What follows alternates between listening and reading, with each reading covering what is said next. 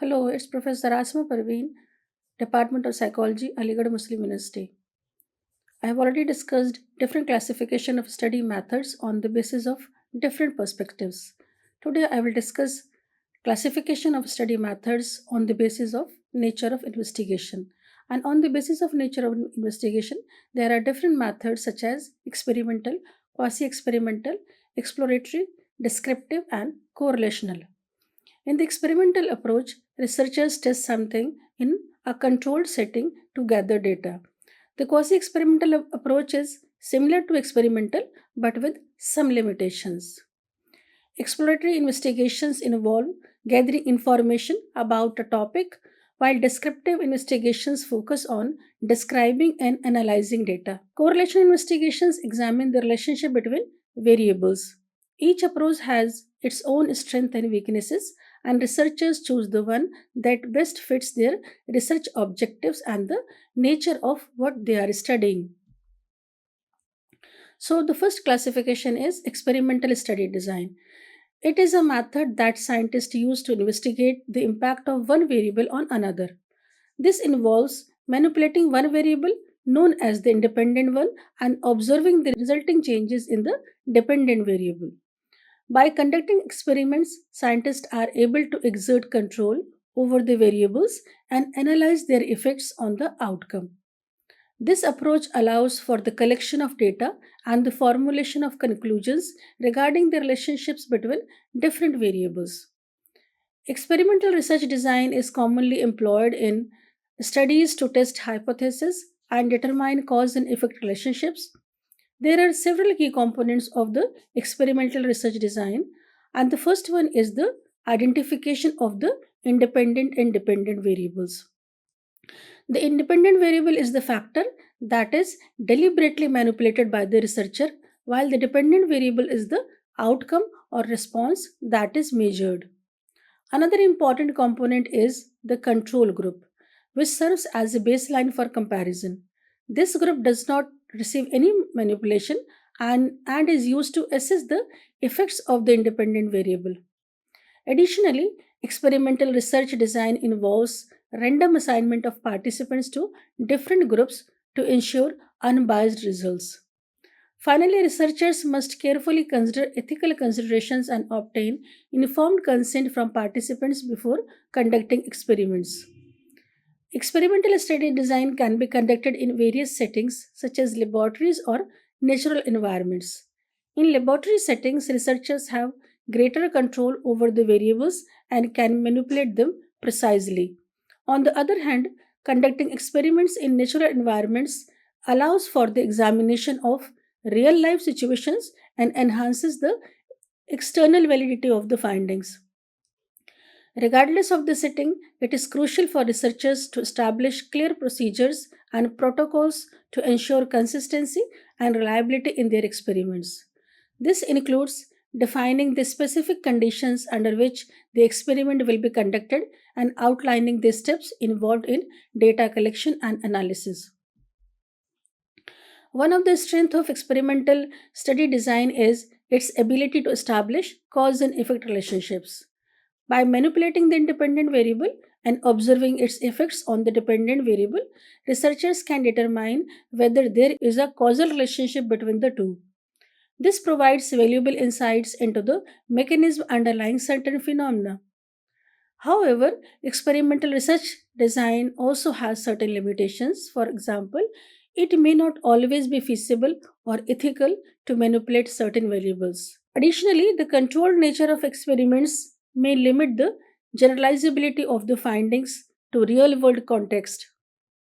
To enhance the validity of experimental study design, researchers often employ various techniques, and one such technique is randomization, which involves randomly assigning participants to different groups to minimize bias. Another technique is blinding, where either the participants or the researchers are unaware of the group assignments. This helps prevent conscious or unconscious biases from influencing the results. Furthermore, replication of experiments by different researchers is essential to ensure the reliability and generalizability of the findings. By replicating studies, scientists can verify the robustness of the results and strengthen the overall body of knowledge. There are certain advantages of experimental study designs, and firstly, it provides researchers with a greater level of control over the variables being studied, allowing them to obtain the desired results. This control is not limited by the subject or industry being researched, making experimental research applicable in any field. Next, the results obtained from experimental research are specific and focused, providing valuable insights into the topic. Once these results have been analyzed, they can be applied to similar ideas or situations, further expanding our understanding. One of the key benefits of experimental research is its ability to identify cause and effect relationships. By manipulating variables and observing their effects, researchers can determine the impact of certain factors on the outcome. This relationship can then be further analyzed to gain a deeper understanding of the phenomena being studied. Moreover, the data collected through experimental design serves as a foundation for generating new ideas and conducting further research. It provides a solid basis for future investigations and allows for development of innovative concepts. Experimental research is a common method used to test the validity of new products, theories, or ideas. It allows researchers to have complete control over one variable while manipulating the other to determine the proposed value or validity. This level of control provides several advantages. It allows researchers to isolate specific variables and determine if a potential outcome is viable. For example, teachers can use experimental research to determine if a new teaching method is better than an older one. Next, experimental research is not limited to a specific industry or subject, making it useful in a wide variety of situations. Pharmaceutical companies, for instance, use experimental research to determine the viability of new products. Additionally, experimental research provides specific and relevant conclusions due to its high level of control. It allows researchers to determine success or failure, providing a understanding of the validity of a product, theory, or idea. Moreover, the results of experimental research can be duplicated, promoting the validity of the concepts, and this allows for better results to be achieved and for others to verify published results. Lastly, experimental research can replicate natural settings with faster speeds, allowing researchers to replicate conditions that would otherwise take a long time. However, experimental research also has its limitations or disadvantages. And one of the major disadvantages is the potential for manipulation if oversight is not properly performed. Researchers can easily manipulate the results to meet specific metrics which can compromise the accuracy and validity of the research. Another disadvantage is the possibility of incomplete reporting and low statistical power, which decreases the likelihood of reproducibility and generalization of research findings. This can lead to discrepancies in research findings and hinder the translation of preclinical research to potential clinical applications. Furthermore, experimental research requires careful design and reporting to avoid biases and ensure accurate results.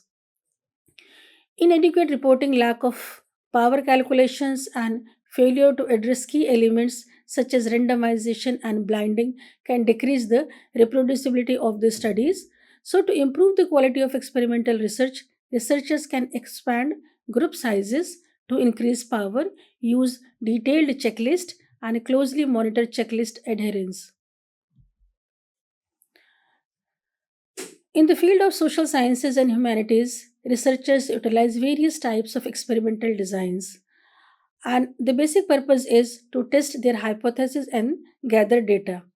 Some commonly used experimental study designs are the after only experimental design, where data is collected solely after an event or intervention has taken place. Another design is the before and after experimental design, which involves collecting data both before and after an event or intervention. The control group design is another important design where a group is not exposed to the intervention, allowing researchers to compare the effects of the intervention on the experimental group. To further enhance accuracy, the double control design includes two control groups for more precise comparisons. Additionally, the comparative design is used to compare different groups or conditions in order to identify differences. In the matched control experimental design, participants in the control group are carefully selected to match certain characteristics of those in the experimental group. And the placebo design involves administering a fake treatment to participants to observe any potential psychological effects. These various experimental study designs provide a structured framework for conducting experiments and gathering valuable insights. Now, I will discuss all the study methods in detail. The first one is the after only experimental design. It is a method used by researchers to study the impact of an intervention on a population. Instead of having baseline information, the researcher relies on the respondent's recall or existing records to create a before observation. They then compare this with the after data set to measure the change in the dependent variable. However, this design has its flaws. One major issue is the lack of proper baseline data to compare the after observation with. This means that the two data sets may not be strictly comparable due to differences in how they were compiled. Another problem with the after only experimental design is the reliance on the recall or existing records for the before observation. This introduces the possibility of bias or inaccuracies in the data. Additionally, without a true baseline, it becomes difficult to determine the true impact of the intervention.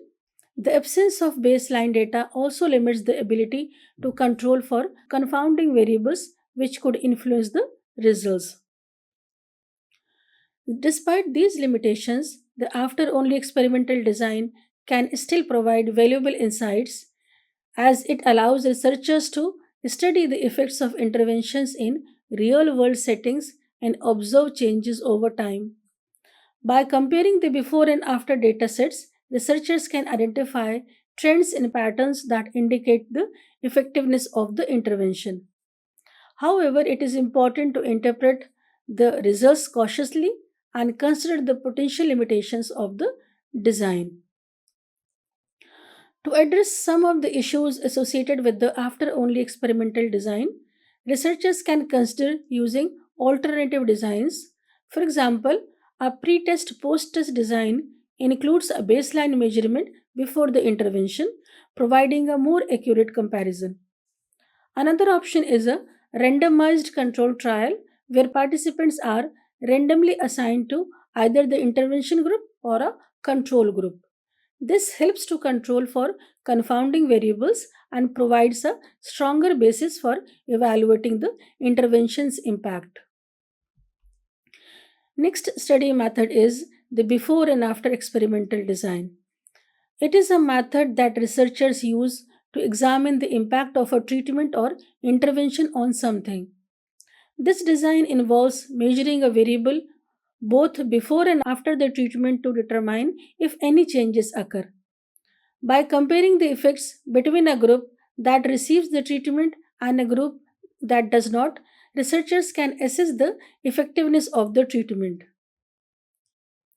One example of a before and after experimental design is a study that examines whether participation in small group discussions improves medical students' ability to respond to the emotional needs of the patients. In this study, medical students are randomly assigned to either an experimental group that participates in small group discussions or a control group that does not.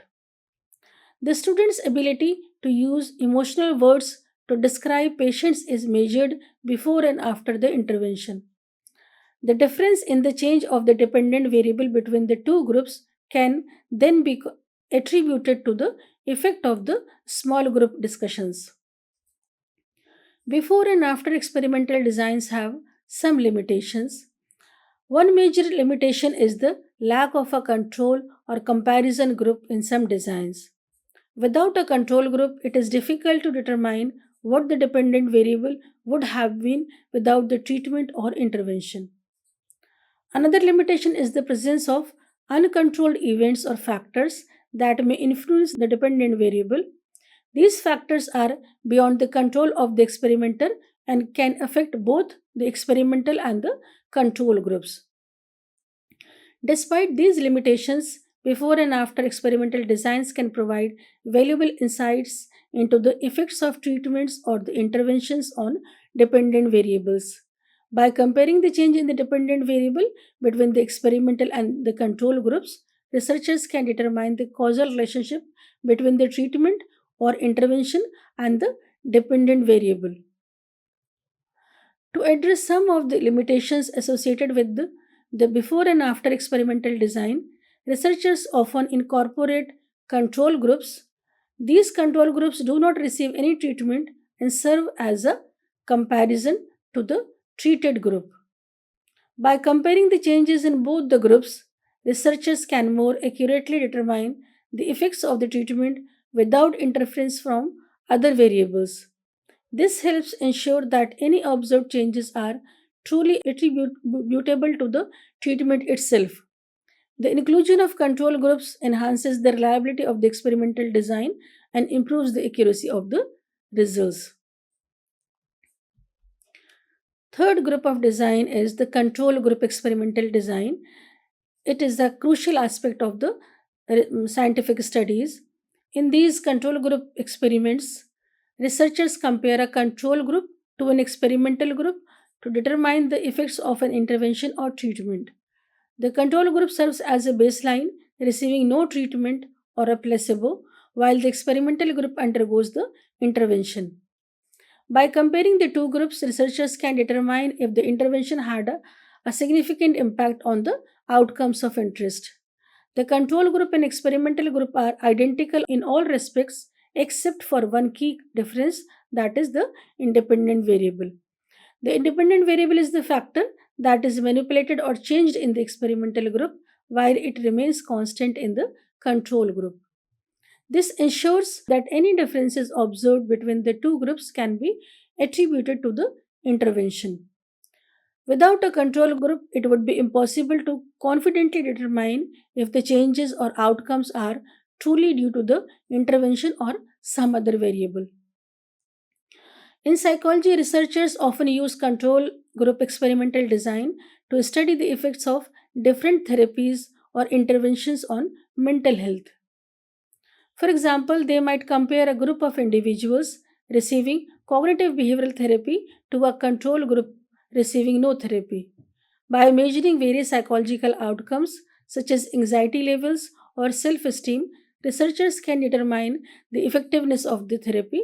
This type of experimental design allows psychologists to make informed decisions about which treatments are most beneficial for their patients.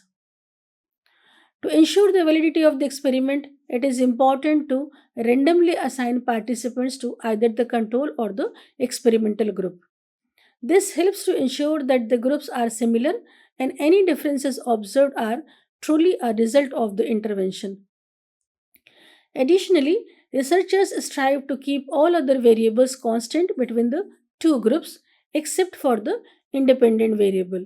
This allows them to accurately measure the impact of the intervention without interference from other factors. Next one is the double control design. This study method aims to measure the impact of extraneous variables. While it is effective in determining the influence of these variables, it fails to account for other factors such as changes over time, natural development, or the placebo effect. To accurately identify and separate these effects, a double control design is necessary. This design involves having two control groups instead of just one. For example, if we want to measure the reactive effect of an instrument, we would exclude one of the control groups from the initial observation. Researchers conducted a study utilizing the double control group to investigate the effects of a novel teaching approach on student performance. The first control group comprised students who were taught using the conventional method, while the second control group did not receive any instruction. In contrast, the experimental group was instructed using the new teaching method. Through comparing the performance of the experimental group with both the control groups, researchers can successfully identify the precise impact of the new teaching method. Another advantage of double control design is its ability to account for confounding variables. Confounding variables are those factors that may unintentionally influence the results of a study. So, by including two control groups, researchers can better isolate the effects of the independent variable and minimize the influence of confounding variables. This enhances the internal validity of this study and strengthens the conclusions drawn from the data. However, it is important to consider that the double control design also has certain limitations. And one such limitation is the heightened complexity and the expense involved in its implementation. This design necessitates a larger sample size and extra resources to accommodate the two control groups.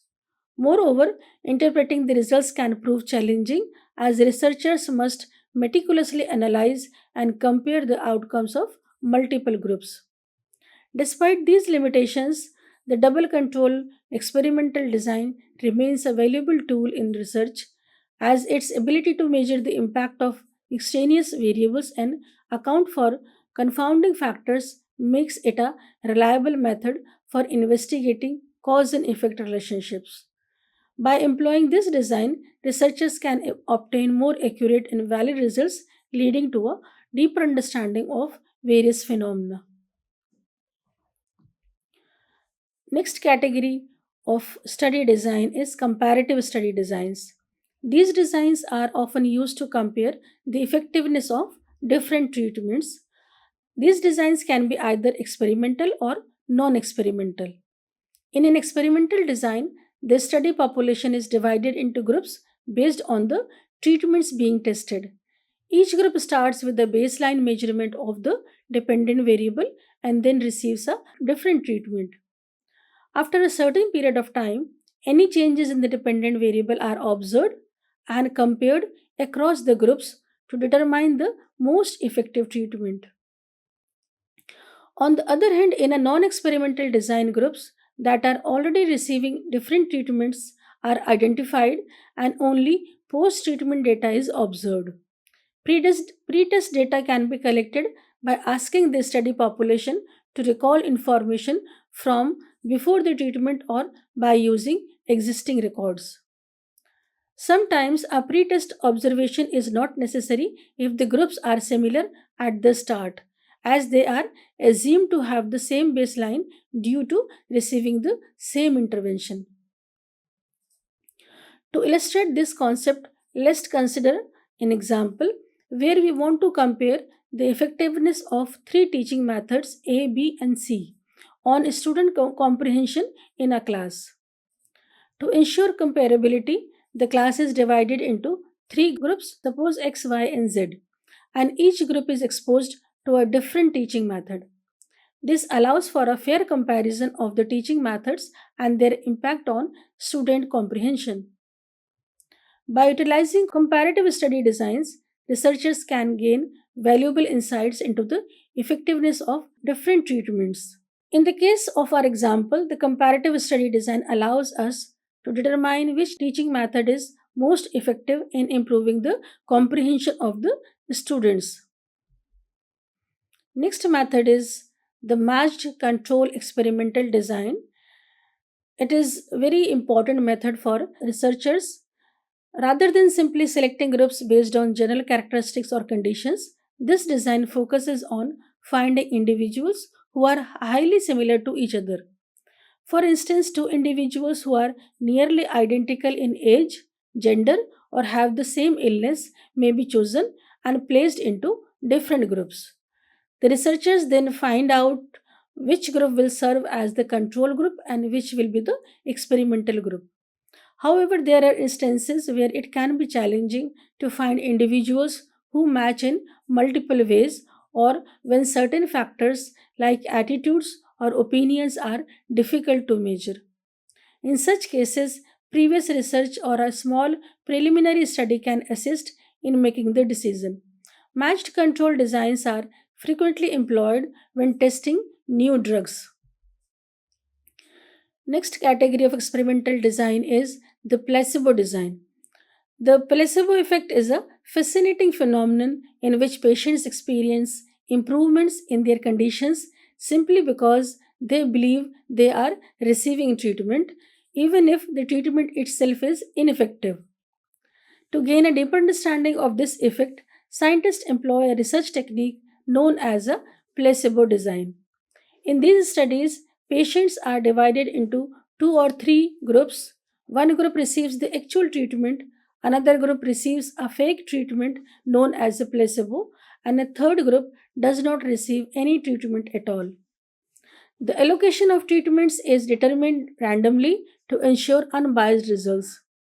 Through this method, scientists can examine the extent to which belief and perception impact the healing process. In a recent study, researchers investigated the placebo effect in relation to pain management. They recruited a group of participants who were experiencing chronic pain and randomly assigned them to one of three groups. The first group received a powerful painkiller, the second group received a placebo pill that looked identical to the painkiller but contained no active ingredients, and the third group did not receive any treatment. Surprisingly, the results showed that both the group receiving the painkiller and the group receiving the placebo reported a significant reduction in pain compared to the group with no treatment. This suggests that the mere belief in receiving treatment can have a substantial impact on pain relief. Another interesting aspect of the placebo effect is its potential influence on mental health. In a study examining the effect of an antidepressant medication, participants were divided into two groups. One group received the actual medication while the other group received a placebo pill. Remarkably, both groups experienced decrease in depressive symptoms, indicating that the placebo had a similar effect to the actual medication. These findings highlight the power of the mind in influencing our emotional well being and suggest that the placebo effect could be utilized as a complementary approach in treating mental health conditions. This is all about for today. Thank you.